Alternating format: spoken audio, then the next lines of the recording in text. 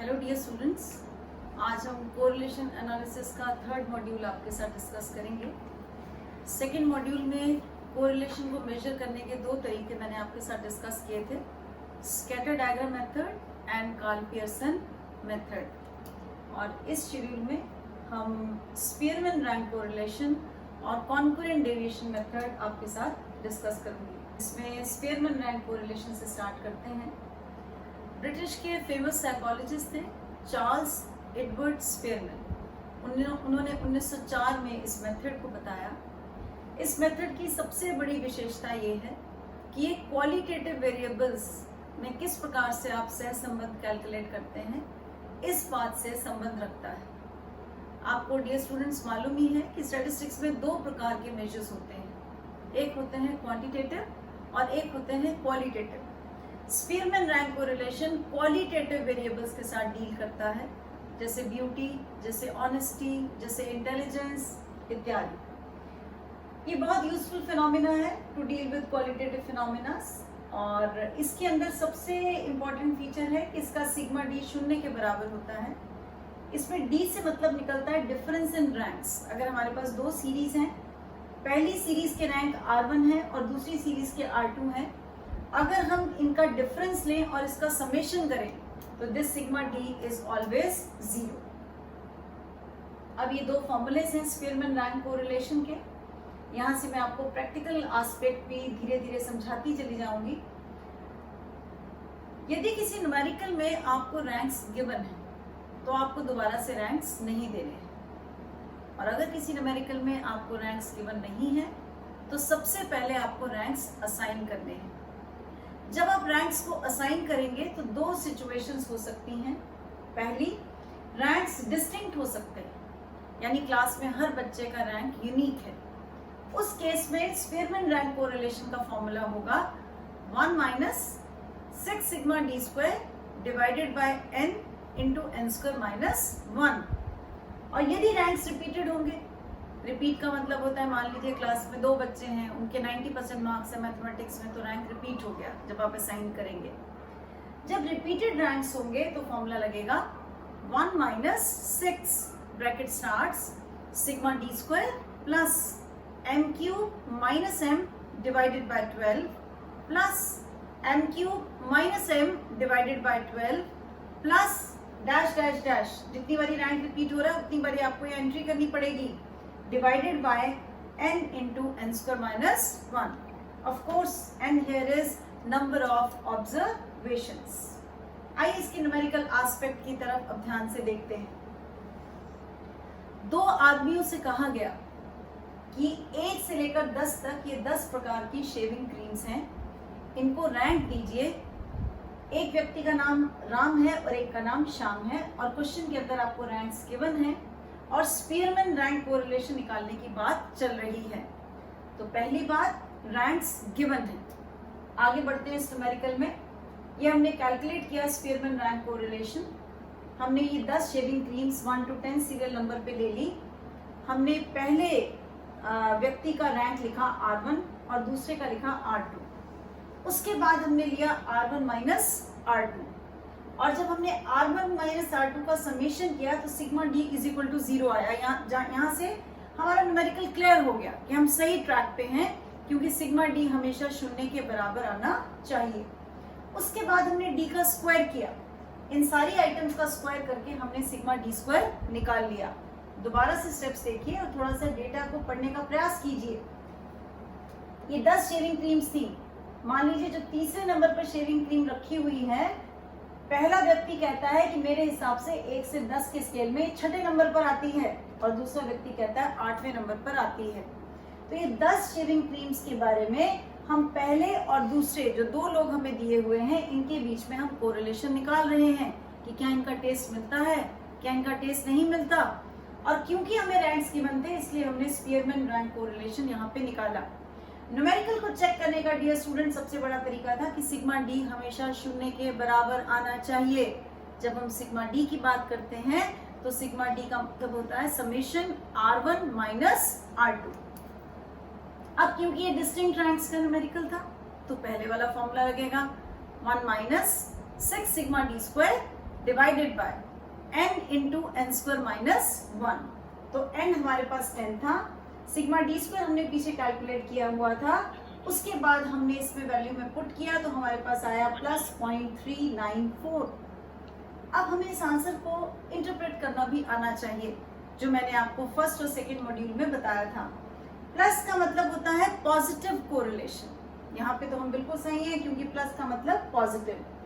0.394 का मतलब कोरिलेशन की डिग्री लो है, इसका मतलब low degree of positive correlation between the variables, that is between the choice of the two men given in the numerical। ये question बहुत इंपॉर्टेंट है, जनरली यूनिवर्सिटी एग्जाम्स में पूछा जाता है। और इस क्वेश्चन के अंदर भी देखिए आपको रैंक्स ऑलरेडी गिवन है। सबसे पहले इस क्वेश्चन का मतलब समझने की कोशिश कीजिए। जब भी मिस वर्ल्ड, मिस यूनिवर्स का कंटेस्ट होता है तो उसमें रैंकिंग मेथड लगता है, क्योंकि beauty is a qualitative phenomena, और जब भी क्वालिटेटिव फिनोमिना होगा तो स्पीयरमैन रैंक कोरिलेशन की एक बहुत इंपॉर्टेंस है। अब ये सीरियल नंबर है 1 to 10, इसका मतलब ये 10 कॉम्पिटिटर्स खड़ी हैं ब्यूटी कंटेस्ट में, और इनको पहले, दूसरे और तीसरे जज ने रैंक्स दिए हैं। अब हम ये जानना चाहते हैं कि इन तीनों जजेस में ऐसा कौन सा पेयर ऑफ जज है जिसका टेस्ट आपस में मिलता है, ऐसा कौन सा पेयर ऑफ जज है जिनका टेस्ट आपस में नहीं मिलता है। जब मैंने इस डेटा को पढ़ा तो पहली चीज की रैंक्स ऑलरेडी गिवन है, तो मुझे दोबारा से रैंक्स नहीं देने हैं। अब इस क्वेश्चन में 3 बारी मुझे स्पीयरमैन रैंक कोरिलेशन निकालना पड़ेगा। सबसे पहले और दूसरे जज के बीच में, इसको मैंने नाम दे दिया D12, यानी फर्स्ट एंड सेकेंड जज। अब यहाँ पे अगर कोई स्टूडेंट बोले कि मैम आप इसको D21 लिखिए, आप इसको R1 माइनस R2 के बजाय R2 माइनस R1 लिखिए, तो हमने पहले प्रीवियस मॉड्यूल्स में पढ़ा है कि हम पहली सीरीज और दूसरी सीरीज में पहली को x लें, दूसरी को y, या उल्टा करके लें तो correlation coefficient is always symmetric, अर्थात D12 और D21 both are the same things. अब हमने D12 लिया यानी R1 माइनस R2 रैंक, ये हमने निकाला, so sigma D12 is always 0, हमारा चेक हो गया। फिर हमने D स्क्वायर लिया बिटवीन फर्स्ट एंड सेकंड जज, उसके बाद मैंने बिटवीन सेकंड और थर्ड जज सीधा इसका स्क्वायर ले लिया, और उसके बाद मैंने बिटवीन फर्स्ट एंड थर्ड जज का भी स्क्वायर ले लिया, तो मेरे पास 3 एंट्रीज आ गई। Sigma D square of first and second जज, sigma D square between second and third जज, sigma D square between first and third जज। अब मैं इसको स्पीयरमैन रैंक कोरिलेशन के डिस्टिंक्ट रैंक फॉर्मूले के अंदर अप्लाई करूंगी। तो पहले और दूसरे जज के बीच में मेरे पास स्पीयरमैन रैंक कोरिलेशन आया -0.212, माइनस का मतलब नेगेटिव, यानी पहले और दूसरे जज का टेस्ट ऑपोजिट है।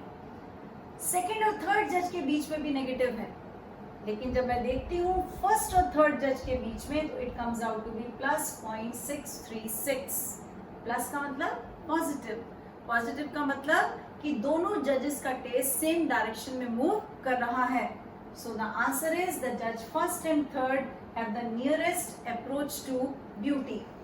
एक टेक्निकल पॉइंट मैंने आपको इसकी प्रीवियस स्लाइड में और बताना है, देखेंगे प्रीवियस स्लाइड की तरफ। इसकी एक बार ऐसा हुआ क्लास में, जब ये क्वेश्चन दिया मैंने, तो इस क्वेश्चन को सॉल्व करते समय एक बच्चे ने मेरे से कहा कि मैम जो न्यूमेरिकल में रैंक्स गिवन थे मैंने वो रैंक्स दोबारा दे दिए, यानी उसने फर्स्ट जज ने जिस कॉम्पिटिटर को 10वां रैंक दिया था उसने उसको फर्स्ट कर दिया, यानी ऑर्डर को चेंज कर दिया। जब उसने ऑर्डर को चेंज किया उसका आंसर तो वही निकलेगा जो इस न्यूमेरिकल में हमारा निकला है, क्योंकि उसने, आप ऑर्डर को असेंडिंग में लें या डिसेंडिंग में लें, इससे कोई फर्क नहीं पड़ता। आप किसी बच्चे से पूछो भाई तुम्हारा क्लास में क्या रैंक है, वो बोलता है मैं नीचे से फर्स्ट हूँ, इसका मतलब वो 10th पोजीशन के ऊपर है और नीचे से वो फर्स्ट है। लेकिन फंडामेंटली ये चीज गलत है। जब आपको रैंक्स न्यूमेरिकल में गिवन हो तो आपको दोबारा से रैंक्स नहीं देनी है। बढ़ते हैं नेक्स्ट न्यूमेरिकल पे। अब इस क्वेश्चन में देखिए ध्यान से, इसमें रैंक्स गिवन नहीं है। ये क्लास में 7 बच्चे पढ़ते हैं और टीचर ने उनके स्टैटिस्टिक्स और अकाउंटेंसी के मार्क्स लिख लिए। और टीचर ये जानना चाहती है कि इन 7 बच्चों का क्या स्टैटिस्टिक्स और अकाउंटेंसी इन दोनों सब्जेक्ट्स में किस प्रकार का रिलेशन है। अब सबसे पहले मैंने R1 रैंक माने in the marks in statistics, और यहाँ पे मैंने रैंक दे दिए। हाईएस्ट मार्क्स 98% है, इस बच्चे का फर्स्ट रैंक हुआ।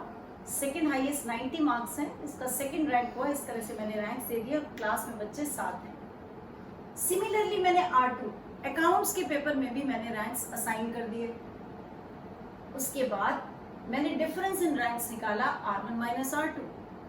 जैसे ही मैंने डिफरेंस निकाला, मैंने क्रॉस चेक करने के लिए इसका टोटल किया, इसका टोटल 0 आया। इसका मतलब मैं बिल्कुल सही ट्रैक पे हूँ। उसके बाद मैंने डी स्क्वायर निकाला और मेरे पास सिग्मा डी स्क्वायर आ गया 102। इस क्वेश्चन में कोई भी रैंक रिपीटेड नहीं था, तो पहला फॉर्मूला लगेगा, that is R is equal to 1 minus 6 sigma d square divided by n into n square minus 1। Class में बच्चे 7 थे जिनके मैंने रैंक्स लिए थे। सिग्मा डी स्क्वायर की वैल्यू मेरे पास 102 आ रही थी और मेरे पास उत्तर आया -0.821।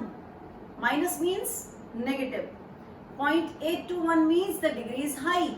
सो high degree of negative correlation, इसका मतलब high degree of negative correlation between the marks in statistics and marks in accountancy. जो बच्चा स्टैटिस्टिक्स में अच्छा है वो अकाउंट्स में अच्छा नहीं है, और दोनों वेरिएबल्स ऑपोजिट डायरेक्शन में मूव कर रहे हैं। अब ये एक रिपीटेड न्यूमेरिकल का क्वेश्चन है, और इसके अंदर भी आप देखिए ध्यान से, 7 बच्चे हैं। कंपनी लॉ, टैक्सेशन लॉ, ये दोनों सब्जेक्ट्स मैंने लिए हैं, और रैंक्स गिवन नहीं है। तो जब रैंक्स गिवन नहीं है तो हमें सबसे पहले रैंक्स देने हैं। कंपनी लॉ के रैंक्स को मैंने R1 मान लिया। कंपनी लॉ के रैंक्स को मैंने क्या मान लिया? R1। और टैक्सेशन लॉ के रैंक्स को मैंने R2 मान लिया। और न्यूमेरिकल को सॉल्व करते हुए सबसे पहले मैंने n निकाला, विच इज 1 2 3 4 5 6 7। हमारे पास नंबर ऑफ ऑब्जर्वेशंस है 7। अब केयरफुली कंपनी लॉ के मार्क्स की तरफ देखिए। सबसे हाईएस्ट मार्क्स है इसमें 25, तो इस बच्चे का रैंक हो गया 1। 25 के बाद आता है हमारे पास 24, लेकिन 24 3 बार रिपीट हो रहा है। देखिए 24 24 24। इसका मतलब इन्होंने दूसरा, तीसरा, चौथा, ये 3 रैंक्स को ऑक्यूपाई किया। दोबारा देखिए, सेकंड, थर्ड, फोर्थ, ये 3 रैंक्स की जो पोजीशन थी ये एक ही नंबर पे है, तो 2 3 4 का मीन हुआ 3। हमने इन सबको तीसरा रैंक दिया और अब हमारे पास रैंक्स 4 तक खत्म हो गए, यानी अगले स्टूडेंट को अब हम 5वां रैंक देंगे। फिर हमने 5वां दिया 20 नंबर वाले को। उसके बाद 6th और 7th पोजीशन पे दोबारा से रैंक रिपीट हो गया, 18 18। 6 और 7 की मीन वैल्यू हुई 6.5 6.5, तो हमने इन दोनों को रैंक दिया 6.5 6.5। दोबारा से देखिए, न्यूमेरिकल को सॉल्व करते हुए सबसे पहले मैंने लिखा number of observations, n means 7। 7 बच्चे हैं क्लास में। फर्स्ट रैंक यूनिक है 1। सेकंड पोजीशन के ऊपर देखिए 3 बच्चे हैं, 24 24 24। इसका मतलब अगर इनका रैंक अलग होता तो ये दूसरा, तीसरा, चौथा रैंक ऑक्यूपाई करते।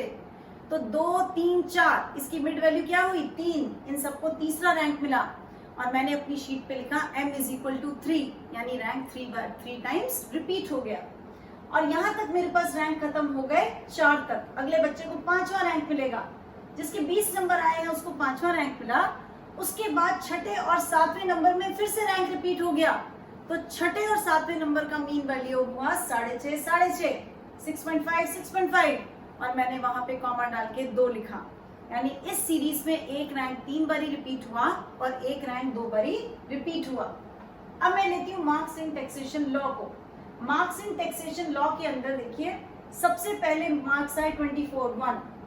उसके बाद आपने उसको सेकंड नंबर वाले रैंक को लेना है। इसी प्रकार आपने सारे रैंक्स टैक्सेशन लॉ के अंदर दे दिए। तो फर्स्ट रैंक किसको मिला?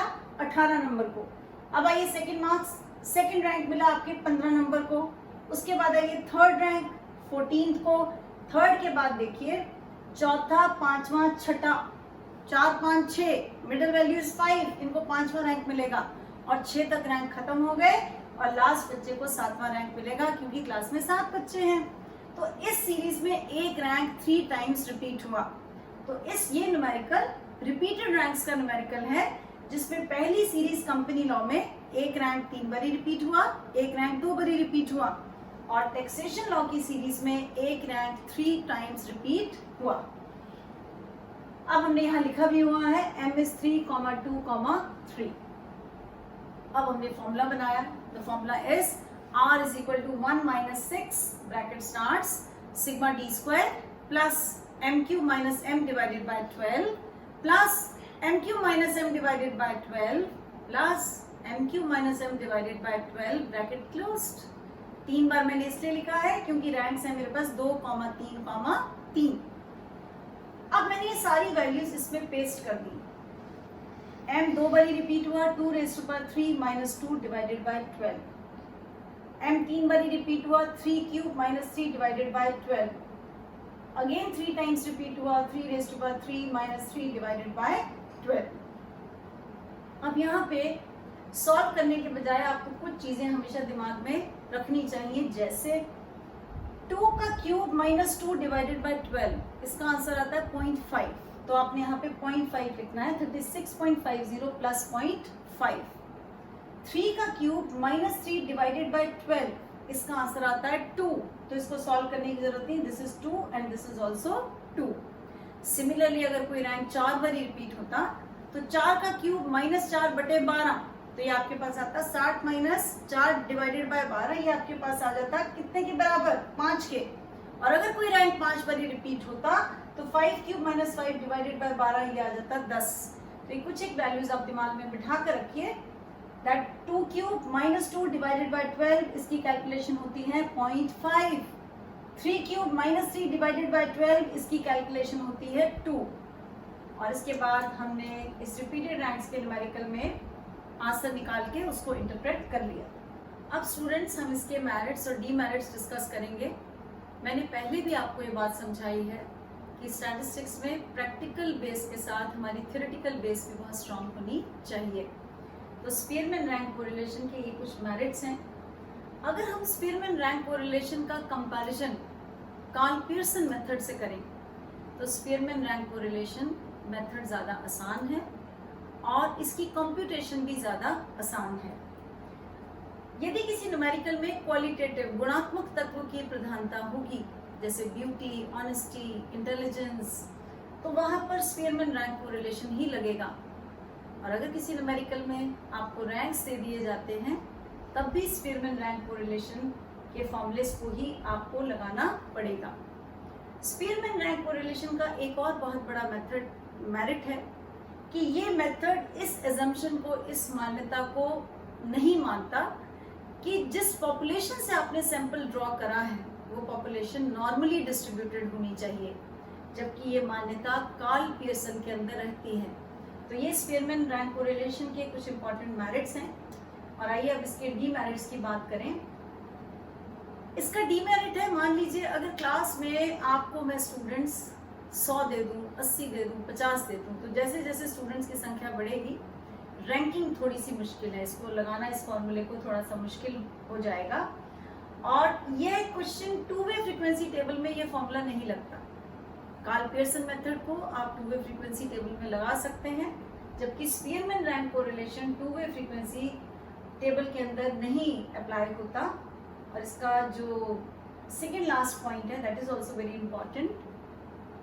मान लीजिए क्वेश्चन में रैंक्स रिपीटेड नहीं है, रैंक्स डिस्टिंक्ट हैं, और मैंने उस न्यूमेरिकल में कार्ल पियर्सन का भी मेथड लगाया और स्पीयरमैन रैंक कोरिलेशन का भी मेथड लगाया, तो दोनों मेथड से जो मुझे उत्तर मिलेगा, आंसर मिलेगा, वो सेम होगा। लेकिन यदि रैंक्स रिपीटेड होंगे, और अगर रैंक्स रिपीटेड होंगे, मैंने अगेन कार्ल पियर्सन भी लगाया और स्पीयरमैन रैंक कोरिलेशन भी लगाया, उस केस में दोनों का आंसर सेम नहीं होगा। ये इसका एक ड्रॉबैक है। और इसका लास्ट ड्रॉबैक है कि स्पीयरमैन रैंक कोरिलेशन ओरिजिनल जो ऑब्जर्वेशंस हैं इनके ऊपर बेस्ड नहीं है, क्योंकि ओरिजिनल ऑब्जर्वेशंस को हम रैंक्स के अंदर कन्वर्ट कर देते हैं। So let us proceed to the next method, which is called concurrent deviation method. ये मेथड बहुत आसान है, एक रफ क्विक आइडिया आपको देता है और इसका फॉर्मूला है plus minus under root plus minus 2c minus n divided by n। इस फॉर्मूले में बस आपको एक ही ध्यान रखना है, यदि 2c माइनस n अगर ब्रैकेट में 2c माइनस n नेगेटिव होगा तो आपने यहाँ से भी नेगेटिव पिक करना है और आपने यहाँ से भी नेगेटिव पिक करना है, क्योंकि यहाँ से नेगेटिव पिक करने पर आपका अंडर रूट में पॉजिटिव हो जाएगा। और यदि 2c माइनस n प्लस है तो आपने अंदर से भी प्लस पिक करना है और बाहर से भी प्लस पिक करना है। हमें ये बात नहीं भूलनी है कि कोएफिशिएंट ऑफ कोरिलेशन निकालते समय अंडर रूट के अंदर माइनस नहीं हो सकता, because coefficient of correlation can not be an imaginary number, वो आयोटा हो जाएगा तो वो नहीं हो सकता। जो इसमें स्मॉल n है, ये small n capital N minus 1 के बराबर होगा, क्योंकि इस न्यूमेरिकल में हम जनरली ऊपर की ऑब्जर्वेशन छोड़ते हैं।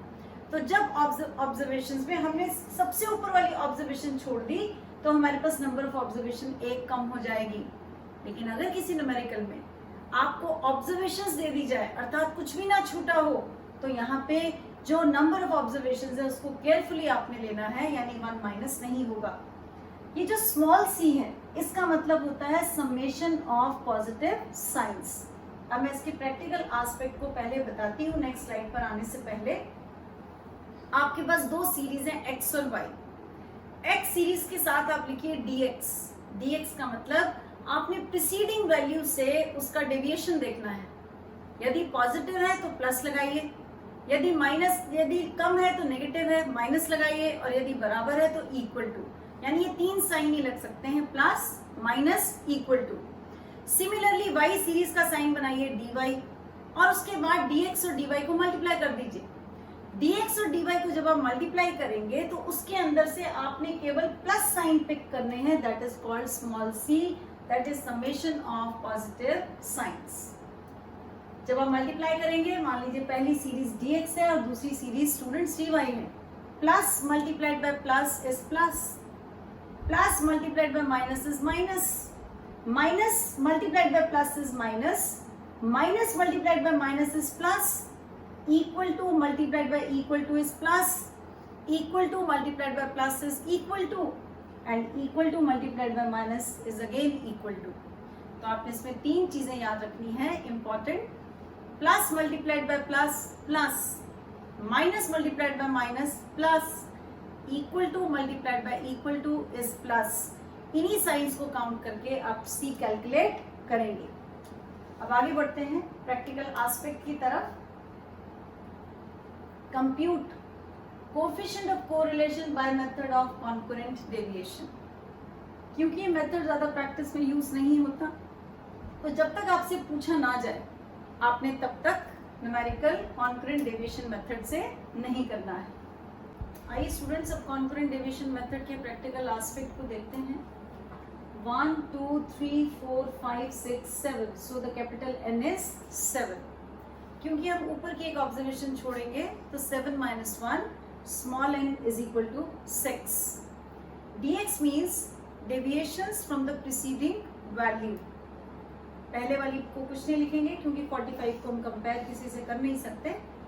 48 45 से बड़ा है प्लस, 48 48 के बराबर है इक्वल टू, 52 48 से बड़ा है प्लस, 47 52 से छोटा है माइनस, 90 47 से बड़ा है प्लस, और 58 90 से छोटा है माइनस। सिमिलर पैटर्न पे हमने dy, that is deviations from the preceding term in case of series y, यहाँ पे निल है। 26 is greater than 24 plus 26 is equal to 26 equal to 40 is greater than 26 plus, इसी तरह से हमने सारी सीरीज को कंप्लीट कर लिया। उसके बाद हमने dx को dy से मल्टीप्लाई किया तो हमारे पास आ गया dx dy, plus multiplied by plus is plus, equal to multiplied by equal to is plus, plus multiplied by plus is plus, minus multiplied by minus is plus, plus multiplied by minus is minus, and last minus multiplied by plus is minus.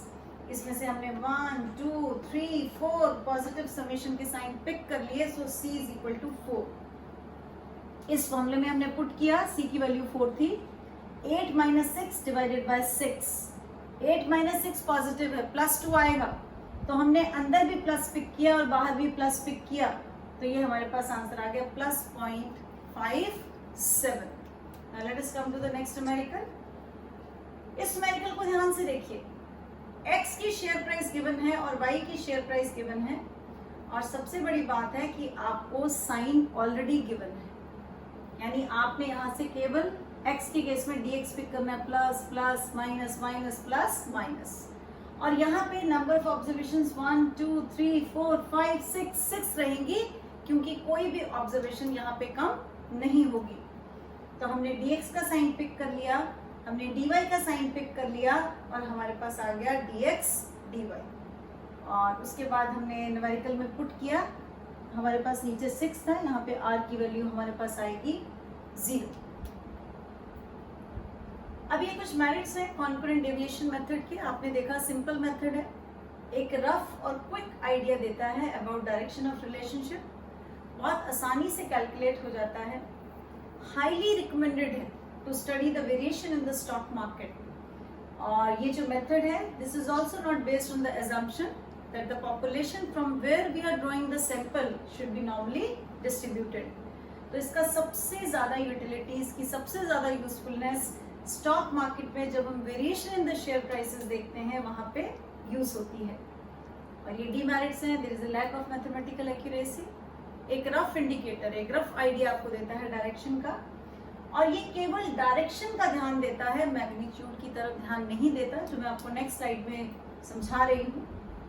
ध्यान से देखिए, x series से आपने deviation ली dx, 85 72 से बड़ा है, plus हो गया, 87 85 से बड़ा है, प्लस हो गया। लेकिन अगर मैं मैग्नीट्यूड में देखूं तो ये +2 है, क्योंकि 87 85 से केवल +2 बड़ा है, 73 60 से बड़ा है प्लस, 173 से बड़ा है plus.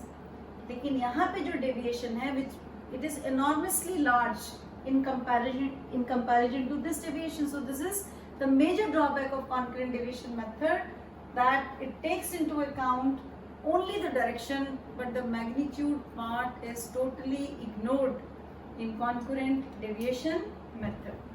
That's all for the module 3rd। मुझे लगता है स्टूडेंट्स आपको समझ में आया होगा।